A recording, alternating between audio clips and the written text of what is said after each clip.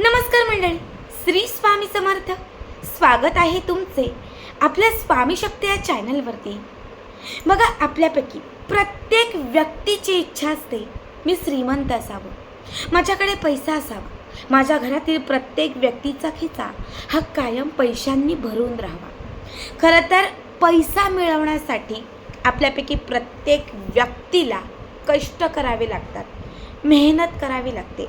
कष्टाशिवाय, मेहनतीशिवाय आपल्याला पैसा मिळत नाही. पण बऱ्याच वेळा आपण रात्रंदिवस कष्ट करतो, रात्रंदिवस आपण काम करतो. घरात 5 लोक राहतात, सगळे लोक कमावतात. घरामध्ये कसे पण महिन्याला 50,000 रुपये येतात. पण बऱ्याच वेळा काय होतं, कितीही कष्ट केले, कितीही मेहनत केली, घरामध्ये पैसा टिकत नाही. घरामध्ये पैसा टिकत नाही. सतत आजारपण, सतत घराला नजर लागते, घरात क्लेश कलह होतात. म्हणजे घरात जेवढा पैसा येतो तो कुठल्या ना कुठल्या कारणाने निघून जातो. एक छोटीशी इच्छा, छोटंसं स्वप्न असतं की आता या महिन्यात मी घरात ही वस्तू घेईल, एखादी नवीन गाडी घेईल, स्वतःचं एक नवीन घर खरेदी करेल.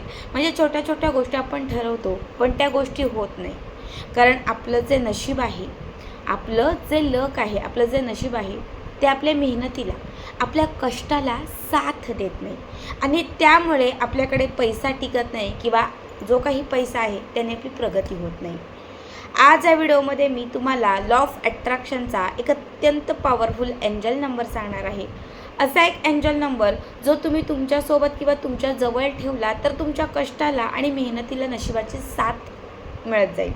या नंबरमुळे तुम्ही जे काही काम करताय, जिथे तुम्ही कष्ट करताय, त्या कष्टाचं चीज होत जाईल. या एका नंबरमुळे तुमची प्रगती होत जाईल आणि तुमच्याकडे पैसा हा भरभरून आकर्षित होत जाईल. बघा, तुम्ही सगळे शास्त्र बघितले असतील, त्यामध्ये एक वास्तुशास्त्र आहे की जेव्हा नवीन घर बनवतो, घरात काहीतरी त्रासदायक होतं, तेव्हा आपण वास्तुशास्त्र बघतो. वास्तुशास्त्रानुसार आपण घर बनवतो. बऱ्याच वेळा आपल्या घरामध्ये एखादा व्यक्ती ऑफ होतो, म्हणजे मरण पावतो, तेव्हा आपण ज्योतिषशास्त्रानुसार आपण त्याच्या सगळ्या विधी करतो. एखाद्या घरामध्ये शुभ कार्यक्रम करतो, तेव्हासुद्धा आपण ज्योतिषशास्त्रानुसार आपण त्याची पूजा करतो. बघा, जसं वास्तुशास्त्र आहे, जसं ज्योतिषशास्त्र आहे, तसंच हे संख्या म्हणजे अंकशास्त्र आहे. या अंकशास्त्रामध्ये अशा काही संख्या बनवलेल्या आहेत, ह्या संख्या तुमचं नशीब बदलवू शकतं. यातीलच जी आता संख्या, जो एक अंक मी तुम्हाला सांगणार आहे, हा धनप्राप्तीचा अंक आहे आणि तो कसा वापरायचा हे मी तुम्हाला पुढे सांगणार आहे. सगळ्यात पहिली गोष्ट म्हणजे लॉ ऑफ अट्रॅक्शन, म्हणजे ब्रह्मांड, युनिवर्स. ब्रह्मांडात, युनिवर्समध्ये इतकी शक्ती, इतकी ताकद आहे की तुम्ही जे मागाल ते तुमच्या जवळ तुम्हाला मिळेल. तुम्ही मनात धराल ते पण तुम्हाला मिळेल. हा माझा स्वतःचा अनुभव आहे. फक्त ते मागता आलं पाहिजे. लॉ ऑफ अट्रॅक्शनमध्ये सगळ्यात महत्त्वाची आणि शेवटची एकच गोष्ट असते, ती म्हणजे पॉझिटिव्हिटी. तुम्ही जेवढ्या पॉझिटिव्हिटीने रेमेडी करता, उपाय करता, तेवढ्या लवकर तुम्हाला त्याचा रिझल्ट येतो. आता तुम्हाला जो मी उपाय सांगते, हा उपाय तुम्हाला जो दिवस आवडतो, जो दिवस तुम्हाला तुमच्यासाठी लकी वाटतो, त्या दिवशी तुम्हाला करायचा आहे. आता माझ्यासाठी महिन्यातली 15 तारीख खूप छान लकी वाटते. मला गुरुवार खूप चांगला वाटतो. मग मी गुरुवारी किंवा महिन्यातल्या कुठल्याही 15 तारखेला हा उपाय सुरू करते. आता तुमच्यावरती आहे की तुम्हाला कुठला दिवस आवडतो किंवा तुम्हाला कुठली तारीख आवडते. बघा, बऱ्याच वेळा तुम्ही अनुभव घेतला असेल, शाळेत असल्यापासून निळ्या रंगाचा ड्रेस, आता तुमच्यासाठी वेगळा रंग असू शकतो. माझं असं होतं की निळ्या रंगाचा ड्रेस घातला की मला पेपर सोपे जायचे. जेव्हा जेव्हा मी निळ्या रंगाची कुठलीतरी वस्तू घालायचे, तेव्हा माझ्यासोबत काहीतरी चांगलं व्हायचं.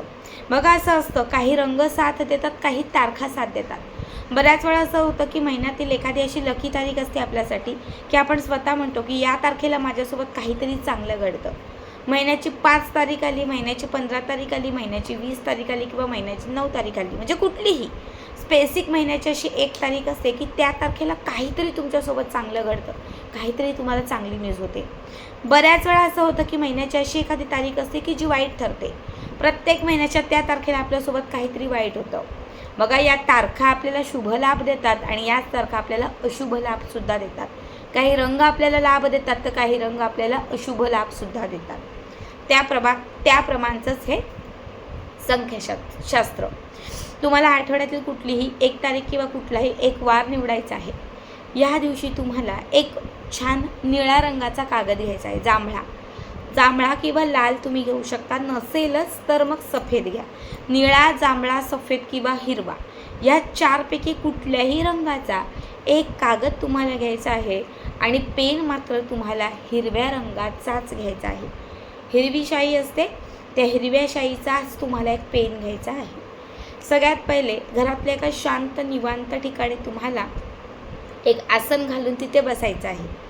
जो कागद तुम्ही घेतलेला आहे तो तुमच्या समोर आणि उजव्या हातात तुम्हाला पेन घ्यायचा आहे.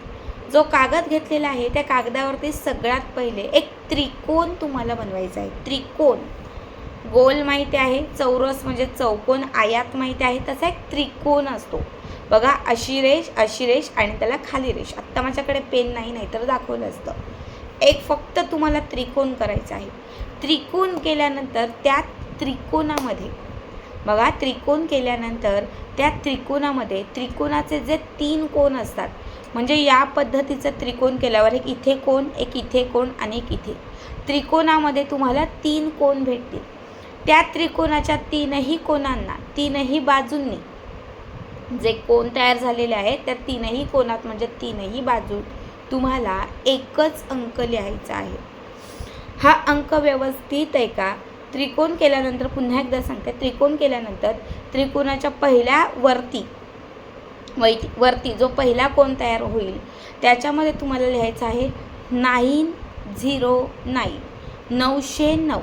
ठीक आहे, हा एक अंक 909 म्हणजे ही एक संख्या लिहायची. दुसऱ्या बाजूने पुन्हा तुम्हाला लिहायचं आहे 909 म्हणजे 909, 909, 909.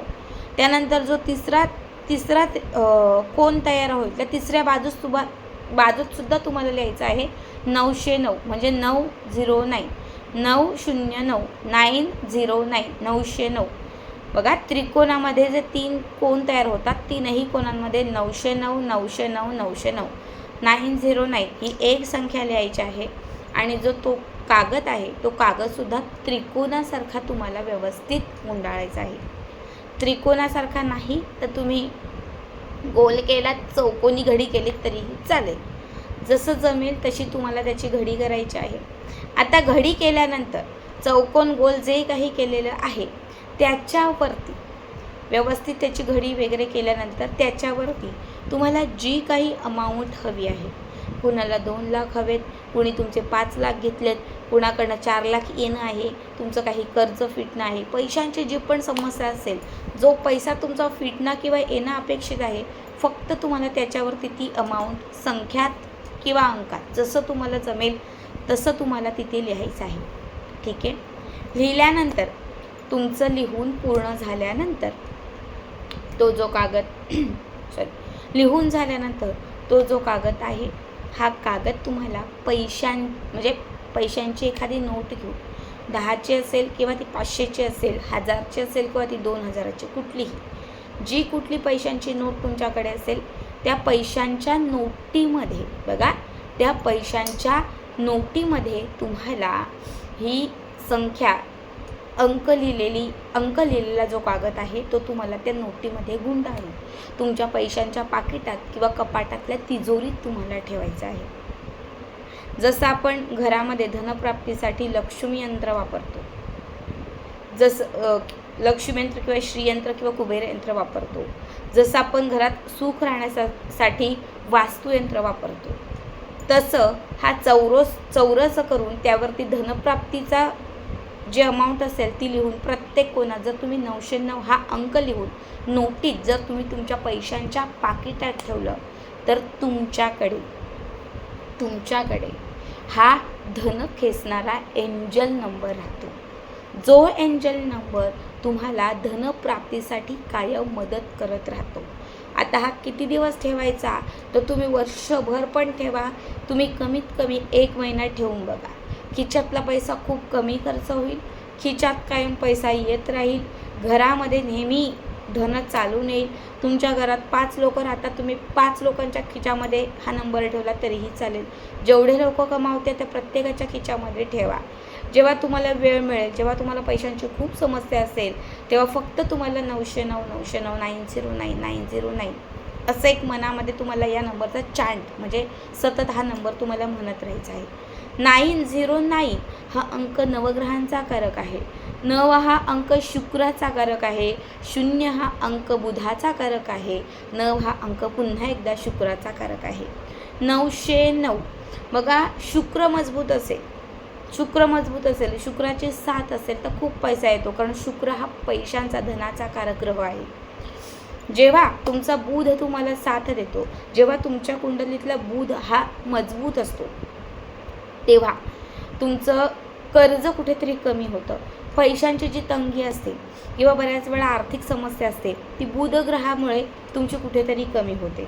जेव्हा शुक्र आणि बुधाची युती होते, तेव्हा धनाची समस्याही दूर होते आणि पैसासुद्धा वाढत जातो. जेव्हा तुम्ही 909 हा अंक त्या त्रिकोणावरती लिहून जेव्हा तुम्ही तो तुमच्यासोबत ठेवता, तेव्हा कायम तुमच्यासोबत नवग्रहांची कृपा राहते आणि त्यामुळे सुद्धा तुमच्यावरती काही धनाची जर अवकृपा होत असेल किंवा जर सतत तुमच्याकडे अवलक्ष्मी येत असेल, सतत दारिद्र्य येत असेल, तर नवग्रहांच्या कृपेमुळे ती अवदसा, ती दरिद्रता तुमच्यापासून लांब होत जाते. खूप साधा आणि खूप सोपा उपाय आहे, नक्की करा. श्री स्वामी समर्थ.